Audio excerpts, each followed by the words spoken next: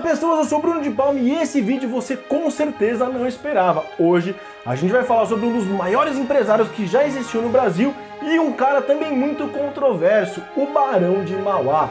Vem comigo!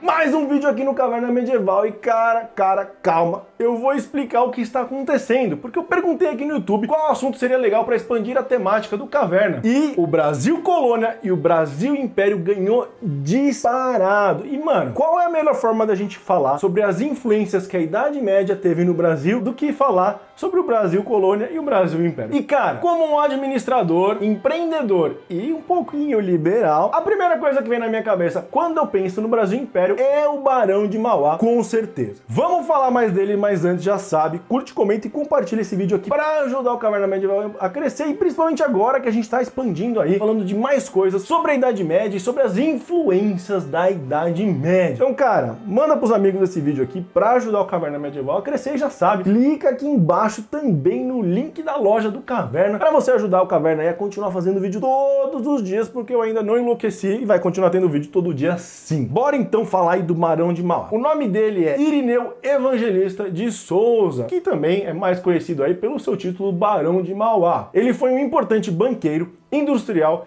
e político brasileiro. Ele foi o pioneiro na industrialização do Brasil Império do século XIX, sendo responsável pela construção de grandes empreendimentos e levando o Brasil à sua industrialização. Cara, se não fosse por ele, a gente estaria numa posição muito diferente. O Barão de Mauá também é conhecido por ser um dos primeiros personagens do capitalismo no país e também no continente, principalmente ao repetir métodos de produção em grande escala, que já estavam existindo ali na Europa e nos Estados Unidos, além de ser lembrado como um grande banqueiro. Mauá nasceu no dia 28 de dezembro de 1813, no Rio Grande do Sul. Ele foi filho de fazendeiros, a Mariana e o João Evangelista, dois portugueses de Açores que vieram para o Brasil em busca de oportunidades. Só que o seu pai foi morto aí em 1819, enquanto ia buscar gado no Uruguai. Assim, a sua mãe se casou de novo e o novo marido não aceitava os filhos aí do primeiro casamento. Por esse motivo, Mauá foi meio que expulso e entregue aos cuidados do seu tio Manuel José de Carvalho. Ele frequentou um colégio no interior de São Paulo entre 1821 e 1823,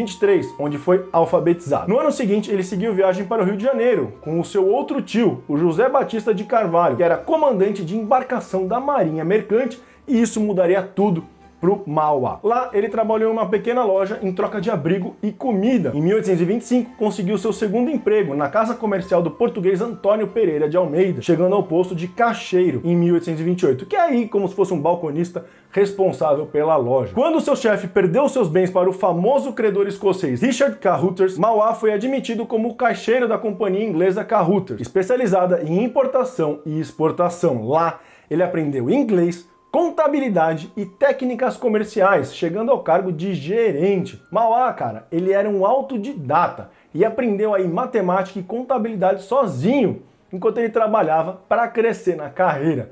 Ele focava muito no trabalho e estava ganhando muita experiência, principalmente aí como a gente viu em gestão e negociação. Assim, ele ganhou a confiança do empresário escocês, que ajudou ele a crescer, e logo ele compra sua primeira casa. Em 1836, ele se estabeleceu como sócio da companhia, agora batizada de Carruthers e Companhia. Em 1839, o Richard Carruthers voltou para a Inglaterra e deixou o Mauá no comando de tudo. O cara virou empresário. Com esse contato, ele começou a ver as diferenças aí entre os modelos de gestão ingleses e brasileiros. Os ingleses já estavam aí no capitalismo, na industrialização, eram metódicos, planejavam e eram hábeis contadores. Já o Brasil, num período regencial, não havia planos de governo, tudo aí era uma tentativa e erro. Assim, o Mauá queria trazer esses ensinamentos ingleses para cá e profissionalizar o empreendedorismo brasileiro, principalmente modernizar o Brasil. Além disso, o Carruthers inicia o Mauá na maçonaria, onde ele ganha acesso aí às pessoas mais influentes do Império Brasileiro. Sobre a maçonaria, eu já fiz esse vídeo aqui que explica tudo sobre a maçonaria. Vê lá que tá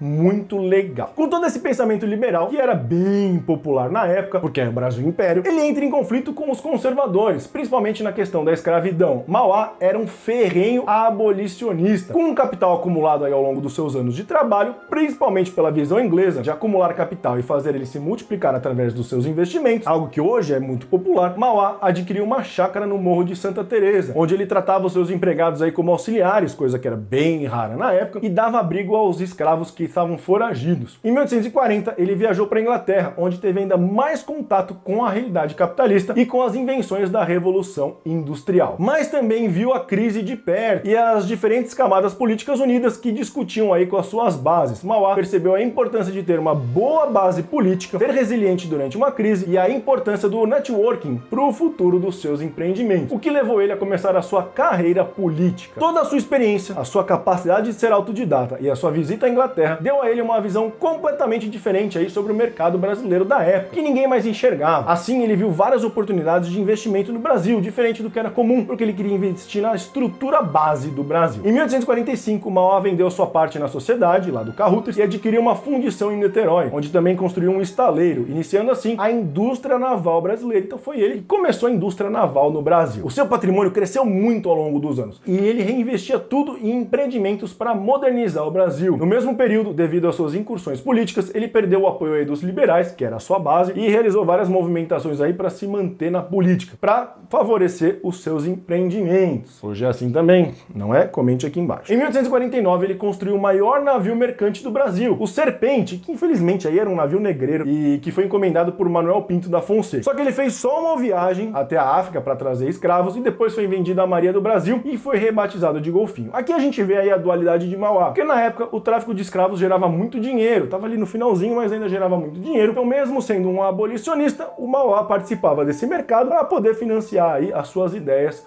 promissoras. Quando em 1850 o tráfico negreiro foi abolido pela Lei Eusébio de Queiroz, todo o dinheiro que estava investido nesse mercado, as pessoas tiraram, porque não podia mais, ainda bem, comprar escravo, e direcionaram para a indústria. Assim o Mauá foi inteligente e se tornou branqueiro para pegar todo esse capital aí que estava sobrando e investir nos seus próprios negócios, nos seus próprios investimentos. Assim, em 1852 ele fundou o Banco Mauá, MacGregor e Companhia, com filiais em várias capitais brasileiras, além de Londres, Paris e Nova York. No Uruguai ele fundou ainda em 1857 o Banco Mauá e Companhia, sendo o primeiro estabelecimento bancário daquele país. Inclusive quem emitia moeda no Uruguai era ele. Ele se tornou o maior credor do governo uruguaio e quase o dono de toda a economia local. O cara tinha um país nas mãos. Com toda essa grana, ele parte de vez para os seus empreendimentos, aliando o seu crescimento com o desenvolvimento do Brasil. Ele fez o encanamento das águas do rio Maracanã, na cidade do Rio de Janeiro, em 1850. Em 1851, fundou a Companhia de Iluminação a Gás do Rio de Janeiro. Em 52, fundou a Companhia de Navegação a Vapor do Amazonas e a Companhia Fluminense de Transporte. Em 30 de abril de 1854, nasceu a primeira ferrovia do país, a Companhia de Estrada de Ferro, ligando o Porto Mauá, na Baía de Guanabara, à encosta da Serra da Estrela. Por causa disso, o imperador Dom Pedro II nomeou ele o Barão de Mauá, para comemorar aí todo o seu sucesso e o avanço que ele trouxe para o Brasil. Ainda em homenagem à sua esposa, a Maria Joaquina, a locomotiva que puxava os vagões da ferrovia recebeu o nome de Baronesa. Cara, a gente vai ver aí que o Mauá foi muito ferrado depois por causa da sua visão mais liberal e anticonservadora. E hoje no Brasil, uma grande curiosidade é que a gente não tem uma malha ferroviária que deveria ter. Quando que você pega trem para ir nos lugares aqui, além do trem municipal ali? Não tem, cara. Você não pega trem para ir para outras cidades. Isso é muito, muito raro. Os trens que cruzam o Brasil hoje são trens de carga, de minério. A nossa malha ferroviária é um lixo. Muito disso veio porque o Barão de Mauá foi impedido de continuar, a gente vai ver no final. O empreendedor também inaugurou a Estrada de Ferro Dom Pedro II em 1858, que hoje é a central do Brasil, e realizou a construção da Estrada de Ferro que liga Santos a Jundiaí, e a instalação de cabos telegráficos submarinos ligando o Brasil à Europa em 1874. Que foda, velho, olha que foda. Como a gente falou, ele era liberal e abolicionista, então Mauá teve um problema gigantesco com o Império e tinha uma rixa ferrenha com o Imperador Pedro II, devido aí aos seus ideais. Como os seus empreendimentos são, em maioria, estruturais do país, o governo passou a se tornar o seu maior cliente e credor. Mas devido a essas desavenças, no final da história, o imperador deixou de honrar os seus compromissos e causou um rombo gigantesco no caixa das empresas do Mauá. Então, Pedro II falou assim, foda-se, não vou pagar, se fode aí. Além disso, os seus negócios ficaram abalados pela legislação de taxação de importação. Cara, provavelmente foi feita para prejudicar ele. E em 1857, o seu estaleiro foi incendiado criminosamente.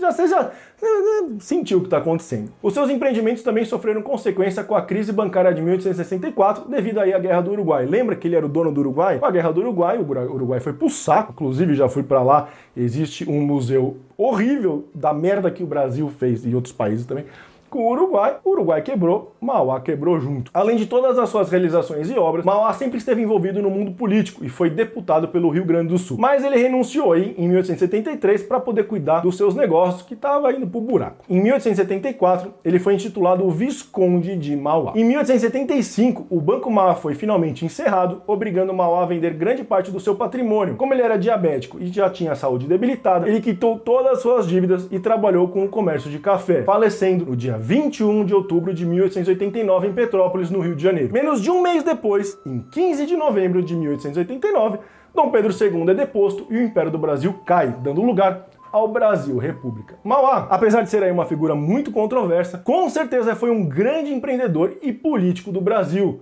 contribuindo muito para o fim do Império e para a modernização do nosso país, porque sem ele, provavelmente, o Brasil estaria mais atrasado economicamente do que já é. E aí, curtiu esse vídeo? Então já sabe, curte, comenta e compartilha aqui para ajudar o Caverna Medieval a crescer. Olha que da hora, a gente tá falando de outros assuntos aqui.